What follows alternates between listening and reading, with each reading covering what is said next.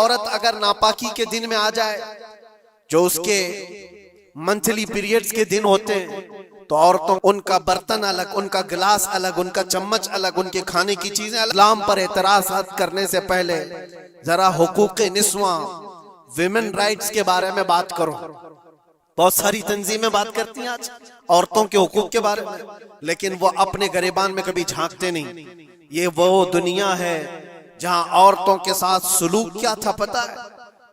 Roman empire, جو دنیا کا سب سے بڑا ایک نظام چلانے والی حکومت تھی۔ رومن ایمپائر، پرشین ایمپائر، نام سنا ہوگا آپ نے۔ اور یونانی حکومتیں تھی۔ یونانی حکومتوں کے درمیان عورتوں کے سلسلے میں ایک کانفرنس کی گئی تھی کہ ان کو انسان سمجھا جائے کہ نہیں سمجھا جائے۔ عورتوں کو جب بازاروں میں لایا جاتا تھا تو 5 زنجیریں ان کے جسم پر ڈال کر لاتے تھے، 2 ہاتھوں میں، 2 پیروں میں اور 1 گلے میں۔ یہ 5 زنجیروں کے ساتھ مرد عورت کو ہانکتا ہوا بازار میں لاتا تھا۔ عورت کا یہ مقام تھا دنیا کے پاس، اور وہ 5 زنجیروں کو کاٹ کر کے اسلام نے عورت کا زیور بنا دیا۔ عورتوں کے حقوق پر بات کرنے والی بہت ساری تنظیمیں، ذرا تاریخ پڑھ کر کے دیکھو۔ دور کیوں جائیں، جس ملک میں ہم جی رہے ہیں یہاں ستی کی رسم ہوا کرتی تھی، یعنی کسی کا پتی مر گیا ہو تو عورت کو جینے کا حق نہیں تھا، بلکہ ستی ایک ایسی رسم تھی۔ ایسے ایک رسم کا نام ہے کہ شوہر کے انتقال کے بعد زندہ عورت کو بھی جلا دیا جاتا تھا، عورت کو بھی جل جانا تھا۔ چند دنوں کے بعد پھر ماحول تبدیل ہوا تو اس میں تھوڑا سا اپ گریڈ کیا ہوا تھا معاملہ کہ اب جلایا نہیں جائے گا، لیکن اس کو معاشرے سے دور جنگلوں میں چھوڑ دیا جائے گا۔ عورت زندہ تو رہے گی لیکن معاشرے میں نہیں رہے گی۔ بیوہ عورت کے لیے معاملات تھے۔ بیوہ عورت کو اپشگن سمجھا جاتا تھا، وہ آج بھی بہت سارے جاہلوں کے درمیان موجود ہے یہ رسم۔ کوئی بیوہ عورت آئی تو لوگ یہ سمجھنے لگتے ہیں کہ گھر میں اپشگن ہو جائے گا۔ یہ سارے معاملات عورتوں کے حقوق کے سلسلے میں کس نے ختم کیا ہے؟ یہ سارے رسم و رواجات۔ اور یہودیوں کے ہاں کیا تھا، عیسائیوں کے ہاں کیا تھا؟ ان کے ہاں یہ تھا کہ عورت اگر ناپاکی کے دن میں آ جائے، جو اس کے منتھلی پیریڈز کے دن ہوتے ہیں، تو عورتوں کو استبل میں رکھا جاتا تھا جہاں گھوڑے باندھے جاتے تھے، جہاں جانور ہوتے تھے۔ ان کا برتن الگ، ان کا گلاس الگ، ان کا چمچ الگ، ان کے کھانے کی چیزیں الگ ہو جاتی تھی۔ یہ عورتوں کے ساتھ معاملات یہود کیا کرتے تھے، یہودی کرتے تھے۔ آج پوری دنیا میں یہ اعتراضات اٹھائے جاتے ہیں کہ اسلام عورتوں کو 4 دیواری کے اندر رکھتا ہے۔ ظالموں، تمہیں پتہ نہیں یہ اسلام ہی ہے جس نے جنت کو عورت کے قدموں کے نیچے رکھا۔ الجنت تحت اقدام الامہات، میرے آقا نے فرمایا ہے لوگوں تمہاری جنت تمہارے ماں کے قدموں کے نیچے۔ اس کو بہن کی شکل میں کیا فرمایا اور بیوی کی شکل میں کیا مقام دیا؟ ذرا پڑھ کر کے تو دیکھو اسلام کو۔ ایک لقمہ بھی اگر کھلاتے ہو بیوی کو تو صدقے کا ثواب رکھا گیا۔ بہن کی دعا بھائی کے حق میں ایسے قبول ہوتی ہے جیسے کوئی خانہ کعبہ کے پاس دعا کر رہا ہو۔ اور بیٹی کی دعا، بیٹی کے لیے کیا فرمایا؟ میرے آقا فرماتے ہیں جس نے اپنی ایک بیٹی کی پرورش کی اور اس کو صحیح جگہ پر شادی کر کے دیا، میرے آقا فرماتے ہیں اس پر میری شفاعت واجب ہے، اس پر جنت ہے۔ یہ عورتوں کے حقوق اسلام نے دیے، کہاں سے اٹھا کر کہاں رکھ دیا۔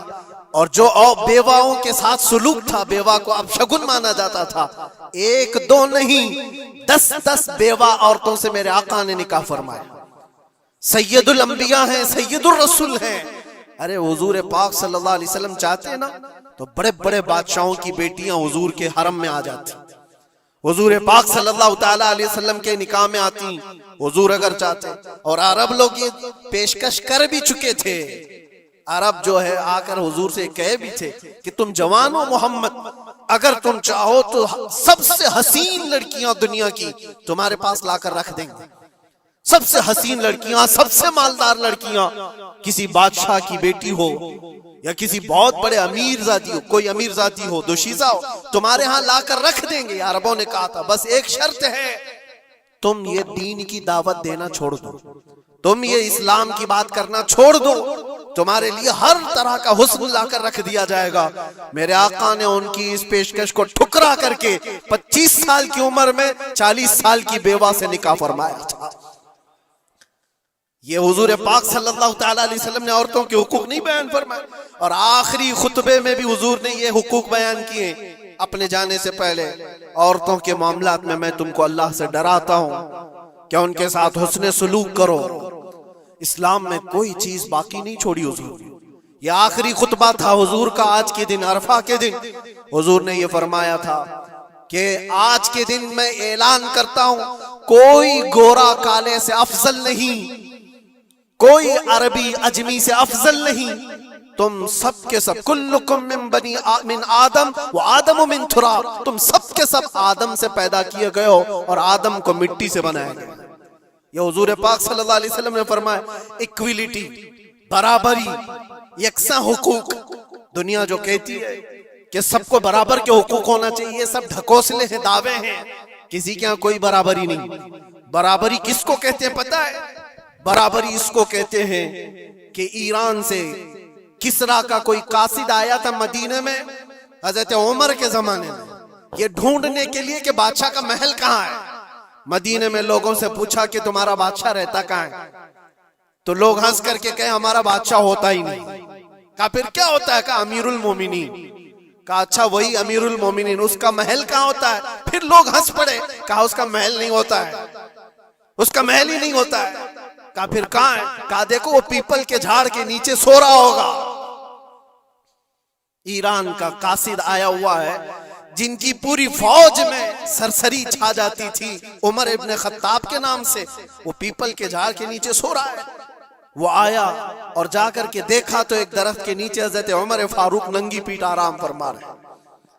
برابری کی بات یہ دنیا کرتی ہے لیکن کوئی ایکویلٹی کسی کا نہیں ہے۔ ہم نے بہت سارے ملک دیکھے، بہت ساری جگہوں پر ہم نے دیکھا ہے امیروں کے لیے الگ قانون ہے، غریبوں کے لیے الگ قانون ہے۔ بادشاہ کا بیٹا جرم کرے تو اس کے لیے 100 خون معاف ہیں، غریب اگر چھوٹی سی بھی جرم کرے تو سالوں وہ سلاخوں کے پیچھے رہ سکتا ہے۔ یہ ایکویلٹی کی بات دنیا کرتی ہے، اور اسلام جس ایکویلٹی کی بات کرتا ہے وہ کیا ہے؟ نبی پاک صلی اللہ تعالیٰ علیہ وسلم اپنے آخری دنوں میں، یہ آخری دن ہے، صحابہ کو جمع کر کے فرماتے ہیں کہ میرے جانے کا دن قریب آ چکے، تم میں سے کسی کا کوئی حق باقی ہے تو مجھ سے لے سکتا ہے، کوئی حق باقی ہے۔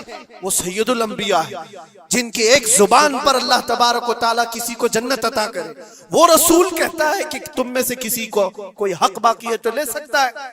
صحابہ خاموش تھے لیکن ایک صحابی کھڑے ہو گئے، کہا میرا ایک حق باقی ہے۔ ایسا بھی ایک دین ہے، حضور سے کہتے میرا حق باقی ہے۔ حضور نے فرمایا کیا باقی آج لے سکتے ہو؟ انہوں نے کہا پیسہ نہیں، دولت نہیں۔ ایک بار یاد ہے جنگ میں جانے کے وقت آپ صفیں درست کر رہے تھے، صفیں درست کرتے ہوئے میں تھوڑا صف سے آگے آ گیا تھا اور آپ کے ہاتھ میں چھڑی تھی اور آپ نے مجھے چھڑی سے مارا تھا اور میں آج وہ بدلہ لینا چاہتا ہوں۔ اللہ اکبر، رونگٹے کھڑے ہو جاتے ہیں سن کر۔ انہوں نے جیسے ہی کہا صحابہ کی گردنیں تن گئی۔ کہا کون ہے جو سید الانبیاء سے بدلے کی بات کرتا ہے؟ حضرت عمر تلوار نکالتے، حضور نے فرمایا خاموش عمر، یہ اسلام ہے، یہ اسلام ہے، اندر رکھو۔ اور صحابی سے کہا اجازت ہے تم بدلہ لے سکتے ہو۔ حضور پاک صلی اللہ تعالیٰ علیہ وسلم کھڑے ہو گئے، وہ صحابی آگے آئے اور کہا کہ میں بدلہ اس صورت میں لوں گا کہ جس وقت آپ نے مجھے مارا تھا اس وقت میرے بدن پر کوئی کپڑا نہیں تھا، میں صرف لنگی پہنا ہوا تھا، تہبند تھی، اوپر کا جسم میرا کھلا ہوا تھا، میرے جسم پر کوئی لباس نہیں تھا، اوپر صرف تہبند پہنا ہوا تھا۔ میں چاہتا ہوں کہ آپ بھی صرف تہبند پر ہو، آپ کا جبہ نکال دیجیے۔ آپ حضور پاک صلی اللہ علیہ وسلم نے کوئی تاخیر نہیں فرمائی، فوراً اپنا جبہ اتار دیا۔ صحابہ دیکھ کر کے حیرت زدہ تھے، سب کے جسموں پر کپ کپی تھی، یہ کون بندہ ہے؟